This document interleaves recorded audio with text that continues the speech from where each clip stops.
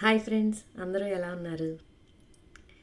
నిన్న వీడియో కొంచెం continue కాలేదేమో. Wife and husband ఒక టాపిక్ మాట్లాడాం కదా అని ఒక ఫ్రెండ్ అడిగారు.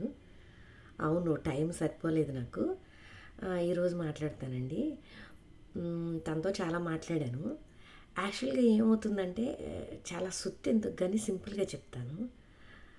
మనం ఎక్స్పెక్టేషన్స్ ఎక్కువండి. మరీ ఎక్కువగా ఈ భార్యాభర్తల బంధములో అది ఎక్కువేమో అనిపిస్తుంది.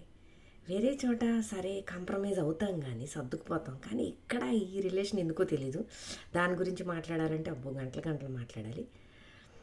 భార్య భర్తలో అయినా, భర్త భార్యలో అయినా, వైఫ్ అండ్ హస్బెండ్ విషయంలో మనము డైరెక్ట్గా మనతో ఏం చేస్తున్నారో అక్కడ సాటిస్ఫై అవ్వండి. ఇప్పుడు మగవాళ్ళు అనుకోండి, భర్త అనుకోండి, నిన్ను ఇరిటేట్ చేసే, ఇబ్బంది పెట్టే విషయాలు మాట్లాడకుండా ఉండి, నీకు నచ్చిన ఫుడ్ వండి పెట్టి,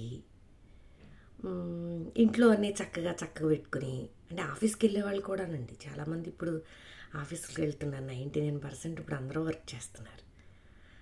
ఇది చాలు కదండి. ఇంకా ఏదో చేయలేదని ఎక్స్పెక్టేషన్స్ పెట్టుకోవద్దు. బాగుంటుంది అప్పుడు లైఫ్.